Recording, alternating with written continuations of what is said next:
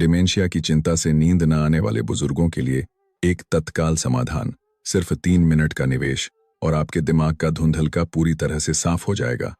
इस वीडियो से अपनी गर्दन में फंसी याददाश्त को वापस पाएं। दोस्तों, क्या आपके साथ कभी ऐसा हुआ है कि कोई शब्द जबान पर आकर अटक गया हो और नाम याद न आने पर मन में बेचैनी हुई हो? आप उस व्यक्ति को अच्छी तरह से जानते हैं, वह चीज आप रोज इस्तेमाल करते हैं, लेकिन उसका नाम जबान की नोक पर आकर भी बाहर नहीं निकलता। उस समय की झुंझलाहट को शब्दों में बयां नहीं किया जा सकता। लेकिन दोस्तों, क्या आप जानते हैं, यह डिमेंशिया नहीं बल्कि एक बहुत ही खतरनाक संकेत हो सकता है कि आपकी गर्दन आपके दिमाग को भूखा रख रही है। आज मैं आपको मस्तिष्क में रक्त प्रवाह के उन रहस्यों और याददाश्त को फिर से जगाने के स्पष्ट समाधानों के बारे में सब कुछ बताऊंगा, जो अस्पताल में भी आसानी से नहीं बताए जाते। सबसे पहले मैं आपको मेरे क्लिनिक में आए 72 वर्षीय श्रीमान रमेश गुप्ता की कहानी सुनाता हूं। वे रिटायरमेंट के बाद अपने आंगन में एक छोटा सा बगीचा बनाने को ही अपने जीवन का एकमात्र गौरव मानते थे। उन्हें किसी से भी ज्यादा पता था कि वसंत में कौन से फूल खिलते हैं और पतझड़ में कौन से पेड़ों का रंग बदलता है। लेकिन एक दिन सप्ताहांत में उनसे मिलने आए पोते पोतियों ने मासूमियत से पूछा, दादाजी, इस लाल फूल का नाम क्या है? और उन्हें उस गुलाब का नाम याद ही नहीं आया जिसे उन्होंने जीवन भर अपनी संतान की तरह प्यार से पाला था। उनके दिमाग में उस फूल की लाल पंखुड़ियां और उसकी खुशबू साफ तौर पर थी, लेकिन उसका 2 अक्षरों का नाम जैसे गले में ही अटक कर गायब हो गया हो।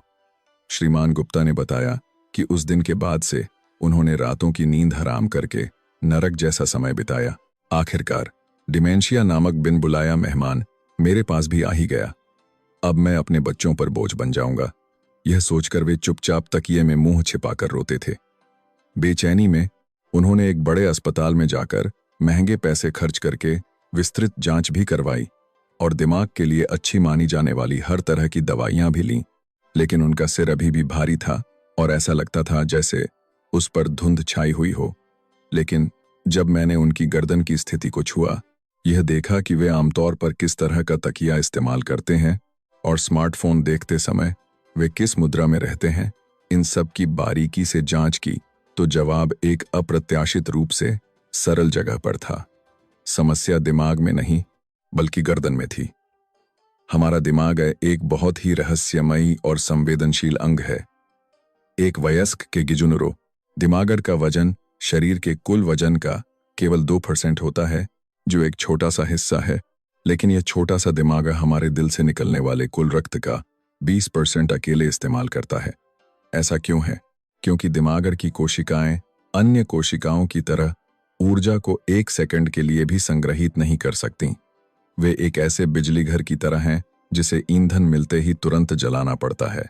इसलिए उन्हें 24 घंटे लगातार बिना रुके ऑक्सीजन और ग्लूकोज से भरपूर ताज़ा खून की आपूर्ति की आवश्यकता होती है ताकि वे ठीक से काम कर सकें। लेकिन यह कीमती खून दिमागर तक पहुंचने का एकमात्र रास्ता कहाँ है? जी हाँ, वह आपकी गर्दन है।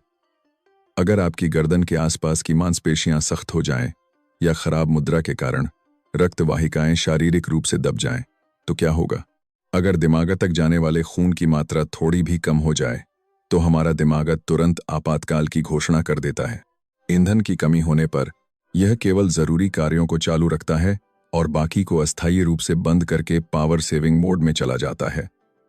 इस समय जो सर्किट सबसे पहले काम करना बंद करता है वह है संग्रहित यादों को बाहर निकालने की प्रक्रिया।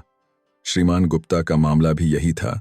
उनका दिमाग क्षतिग्रस्त नहीं हुआ था, बल्कि केवल ऊर्जा की आपूर्ति न होने के कारण वे याददाश्त नामक गोदाम का दरवाजा नहीं खोल पा रहे थे। यह सिर्फ भूलने की बीमारी नहीं है, यह हमारे शरीर द्वारा भेजा गया एक गहरा SOS संकेत है कि मेरे दिमाग को बचाओ। अगर इसमें आपूर्ति न स्थिति को लगातार नजरअंदाज किया जाता है तो दिमाग में अपशिष्ट पदार्थ जमा होने लगते हैं और अंततः यह वास्तविक डिमेंशिया का कारण बन सकता है, जो एक बहुत ही खतरनाक पूर्व संकेत है। लेकिन ज्यादा चिंता न करें। सौभाग्य से श्रीमान गुप्ता का मामला अभी भी सुधार योग्य चरण में था और मेरे द्वारा बताए गए सरल तरीकों का पालन करके उन्होंने अपनी पुरानी तेज याददाश्त वापस पा ली। आज इस वीडियो में मैं श्रीमान गुप्ता को बताए गए मस्तिष्क रक्त प्रवाह को बहाल करने के उन्हीं तरीकों को आप सभी के साथ उदारतापूर्वक साझा करने जा रहा हूं। मात्र 3 मिनट में आपके मस्तिष्क के अवरुद्ध राजमार्ग को खोलने वाले सटीक मालिश के तरीकों से लेकर आपके रोज रात के तकिए के घातक रहस्यों और दिमागड़ को जीवन देने वाली सही मुद्राओं तक मैं एक एक करके सब कुछ उजागर करूंगा। मुझे विश्वास है कि आज की यह कहानी आपके शेष जीवन को बदलने में एक निर्णायक मोड़ साबित होगी। मुख्य सामग्री शुरू करने से पहले अगर आप आज के वीडियो के लिए उत्साहित हैं तो कृपया लाइक बटन को एक बार जरूर दबाएं और कमेंट बॉक्स में सिर्फ उत्साहित हूं लिख दें। आपकी गर्मजोशी भरी दिलचस्पी और भागीदारी मुझे और भी अधिक बुजुर्गों तक उपयोगी स्वास्थ्य जानकारी पहुंचाने में वास्तव में बहुत बड़ी ताकत देती है। चलिए अब हम उन मुख्य रहस्यों को उजागर करना शुरू करते हैं जो श्रीमान गुप्ता के दिमाग से धुंध को हटाकर याददाश्त के गोदाम के दरवाजे खोल देंगे। इनमें से पहला है आपकी गर्दन के पीछे छिपे रक्त प्रवाह के स्विच फेंगची बिंदु फेंगची पॉइंट को 10 सेकंड के लिए धीरे धीरे पंप करना। क्या आप मेरी बात सुनते हुए अपने दोनों हाथों को अपनी गर्दन के पीछे ले जा सकते हैं? अपने कान के ठीक पीछे टटोलने पर आपको एक उभरी हुई सख्त हड्डी महसूस होगी। वहां से लगभग 1 उंगली नीचे जाने पर आपको दोनों तरफ एक गहरा गड्ढा महसूस होगा, है ना? यही वह जगह है जिसे फेंगची कहते हैं, जिसका अर्थ है हवा का तालाब।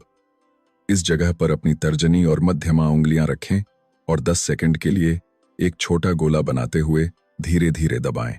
यह छोटा सा दिखने वाला काम याददाश्त को वापस लाने में इतना निर्णायक क्यों है? यह फेंगची बिंदु के आसपास का क्षेत्र वर्टेब्रल आर्टरी के लिए एक बहुत ही संकीर्ण मार्ग जैसा है, जो मस्तिष्क में प्रवेश करने वाले सबसे महत्वपूर्ण मार्गों में से एक है। लेकिन जैसे जैसे हमारी उम्र बढ़ती है और हमारी मुद्रा खराब होती है, इस क्षेत्र के आसपास की मांसपेशियां रस्सी की तरह सख्त हो जाती हैं। तो फिर क्या होता है?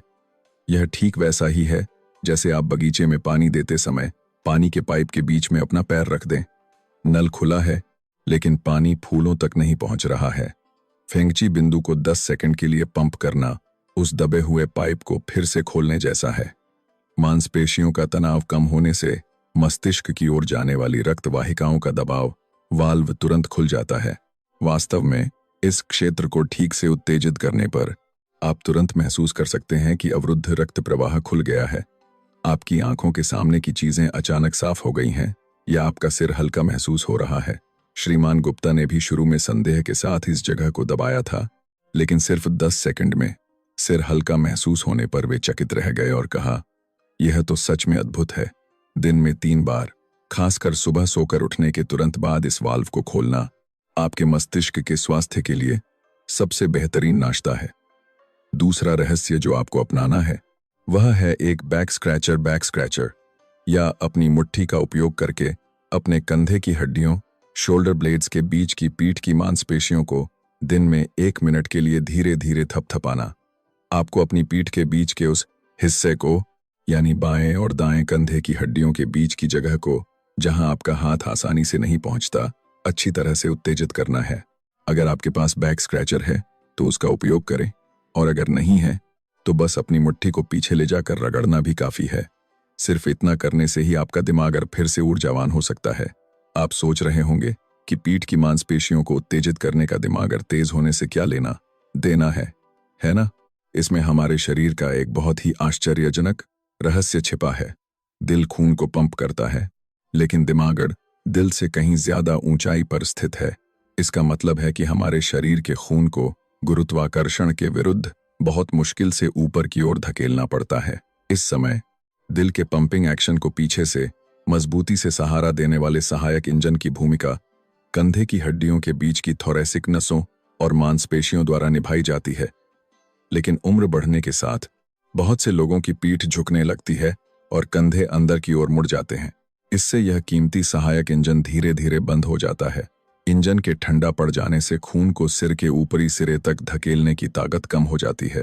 कंधे की हड्डियों के बीच की जगह को उत्तेजित करना इस बंद होते सहायक इंजन को फिर से जोर से चालू करने जैसा है। झुकी हुई पीठ सीधी होने से सांस लेने का रास्ता खुलता है और दिल के लिए दिमाग में ज्यादा दबाव के साथ खून भेजने का माहौल बनता है। श्रीमान गुप्ता की पीठ बगीचे में काम करने के कारण काफी झुकी हुई थी, लेकिन इस पीठ की मांसपेशियों की उत्तेजना के माध्यम से वे अपने दिमाग तक रक्त प्रवाह की द्विदिशीय शक्ति को फिर से प्राप्त करने में सक्षम हुए। दोस्तों, अगर आप सिर्फ इन दो बताई गई चीजों को ठीक से करते हैं तो आपका दिमाग अब फिर से ताज़ी ऑक्सीजन लेकर सांस लेना शुरू कर देगा। इसमें अस्पताल का एक पैसा भी खर्च नहीं होता, बस आपकी उंगलियां और 1 मिनट का समय ही काफी है। लेकिन क्या यह कीमती जानकारी सिर्फ अपने तक रखना अफसोस की बात नहीं होगी? अगर आपके आसपास ऐसे दोस्त या भाई बहन हैं जो आजकल भूलने की समस्या से परेशान हैं और यह सोचकर रात भर जागते हैं कि कहीं उन्हें डिमेंशिया तो नहीं हो रहा, तो इस वीडियो को तुरंत उनके साथ साझा करें। आपका एक शेयर बटन किसी के लिए डिमेंशिया के गहरे डर से बाहर निकलने के लिए आशा की रस्सी बन सकता है। अगर आपको आज की सामग्री वास्तव में उपयोगी लगी तो इसे अपने प्रियजनों तक जरूर पहुंचाएं। पहले हमने अपने शरीर के आंतरिक इंजन को ठीक करने और मार्गों को खोलने का तरीका सीखा, लेकिन चाहे हम रास्ता कितना भी अच्छा बना लें, अगर हम रोजमर्रा की जिंदगी में उस रास्ते को लगातार तोड़ते रहें तो इसका कोई फायदा नहीं होगा।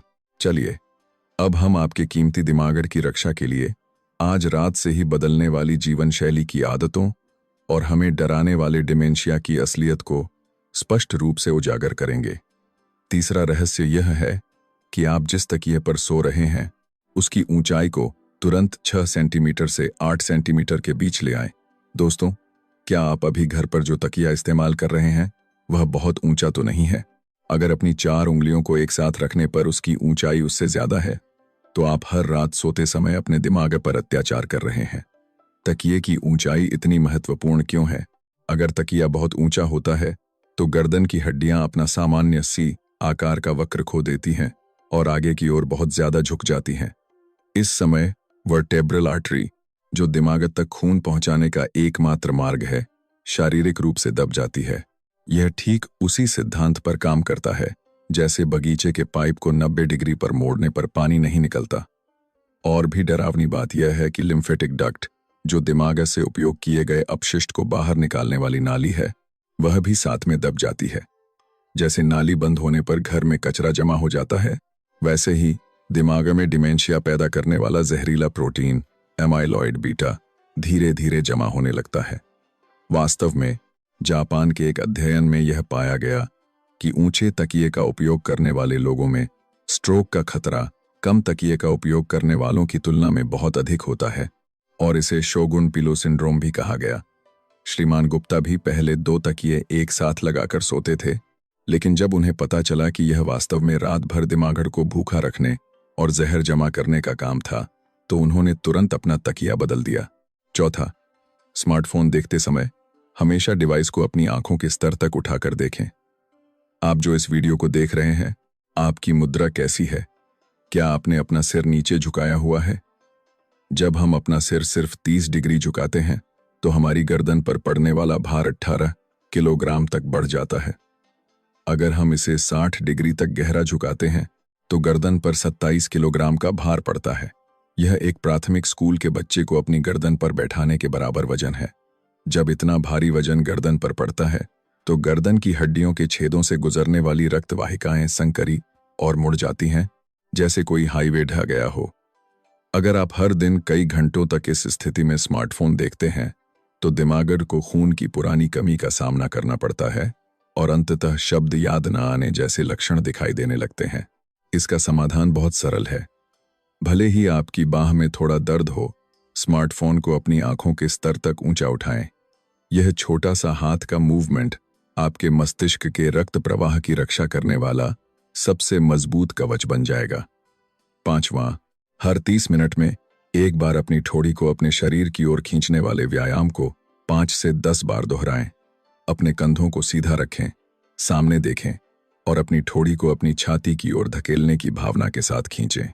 इस समय आपको महसूस होना चाहिए कि आपके सिर का पिछला हिस्सा ऊपर की ओर लंबा हो रहा है। यह व्यायाम झुकी हुई गर्दन की हड्डियों के वक्र को उसकी मूल स्वस्थ स्थिति में वापस लाने का एक बहुत ही प्रभावी सुधारक तरीका है।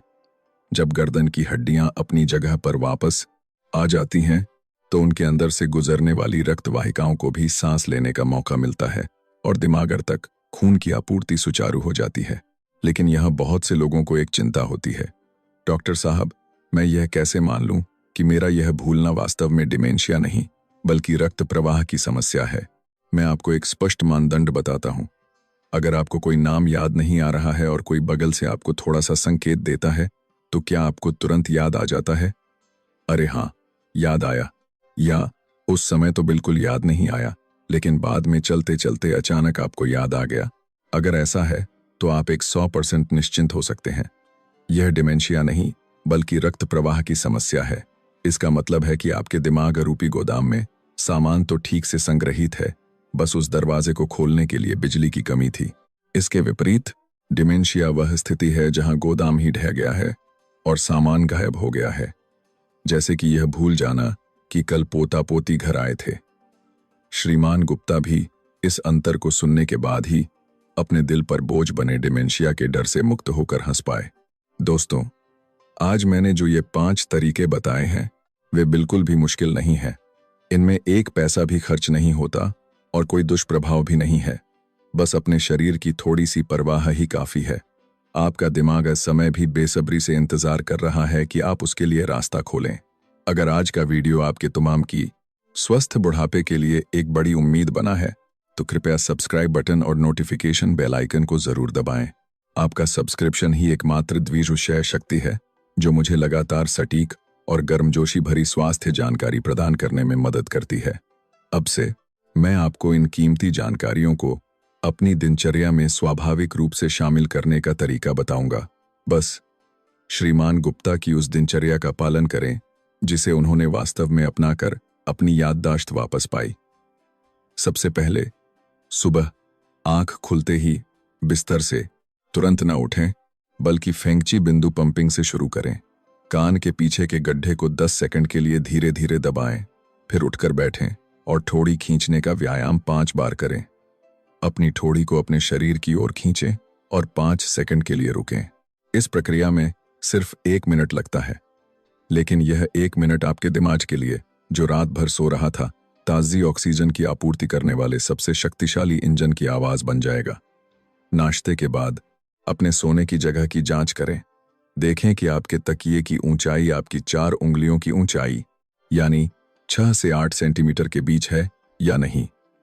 श्रीमान गुप्ता भी शुरू में अपना पुराना तकिया फेंकने में हिचकिचा रहे थे, लेकिन मैंने उनसे कहा, एक तकिया बदलना बाद में लाखों रुपये के अस्पताल के बिल से बचने का सबसे स्मार्ट निवेश है।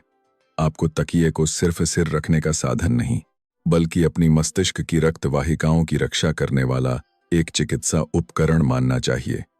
दिन के समय स्मार्टफोन अलार्म का उपयोग करें। जब हर 30 मिनट में अलार्म बजे, तो अपना काम रोकें और अपनी गर्दन को थोड़ा पीछे की ओर झुकाएं। यह आगे की ओर झुकी हुई गर्दन की हड्डियों को विपरीत दिशा में खींचने वाली एक स्ट्रेचिंग है। इस समय बहुत ज्यादा न झुकाएं, बस इतना ही कि आपकी गर्दन की मांसपेशियों में एक सुखद खिंचाव महसूस हो।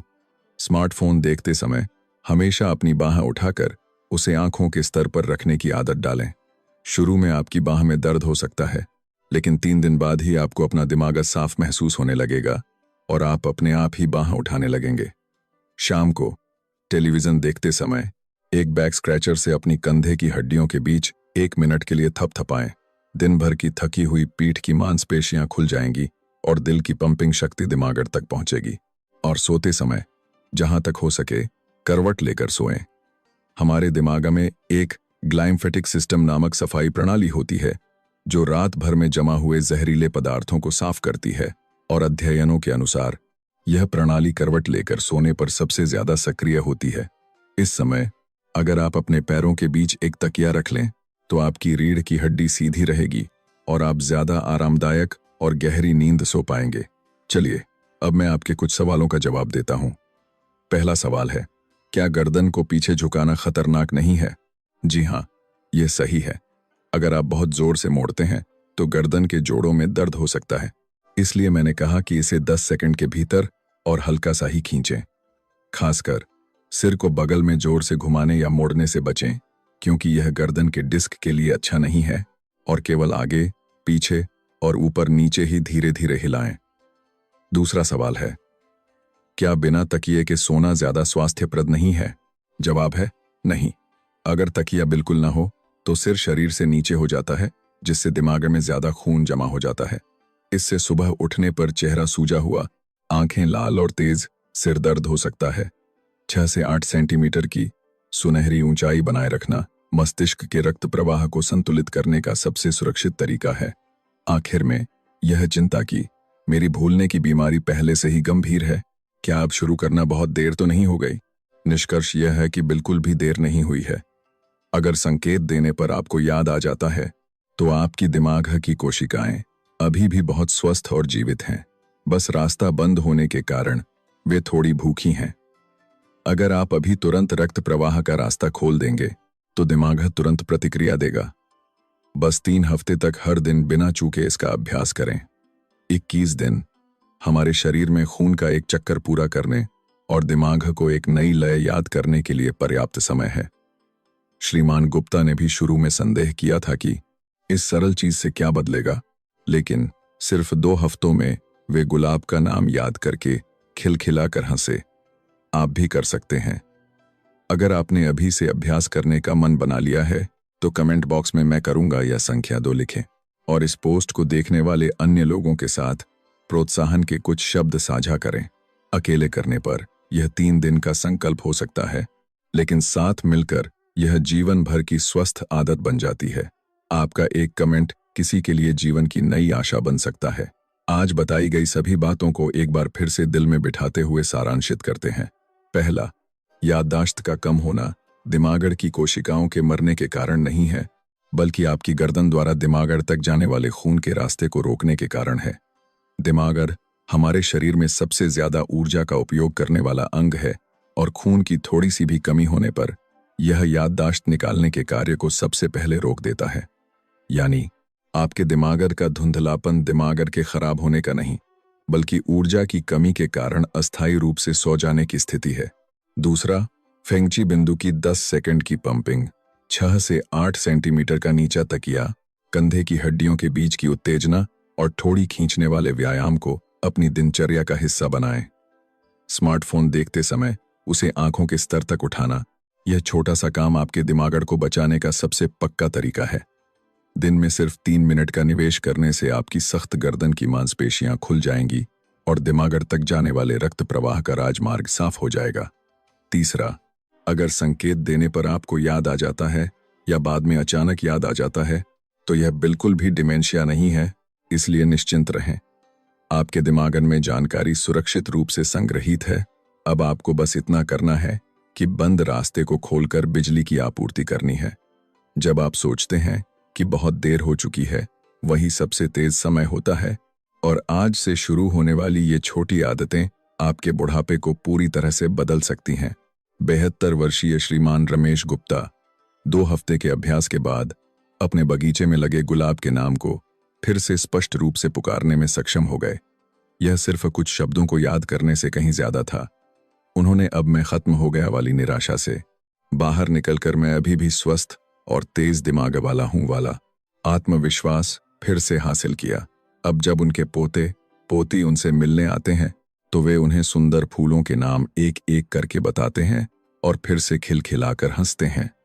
वे दुखद समय जब वे बच्चों पर बोझ बनने के डर से रात भर जागते थे, अब अतीत की बात हो गई है। दोस्तों, आज रात से ही इसे अपना कर देखें। अपने ऊंचे तकिए को हटा दें और एक तौलिए को मोड़कर ही सही अपनी गर्दन के सी आकार के वक्र को सहारा दें और कल सुबह आंख खुलते ही फेंगची बिंदु को सिर्फ 10 सेकंड के लिए दबाएं। सिर्फ एक दिन करने पर भी आप अपने सिर को साफ और आंखों के सामने की चीजों को उज्जवल होते हुए महसूस कर पाएंगे। यह एक चमत्कारी बदलाव है। आपका दिमाग आपको कभी धोखा नहीं देता, वह बस बेसब्री से इंतजार कर रहा है कि आप उसके लिए रास्ता खोलें।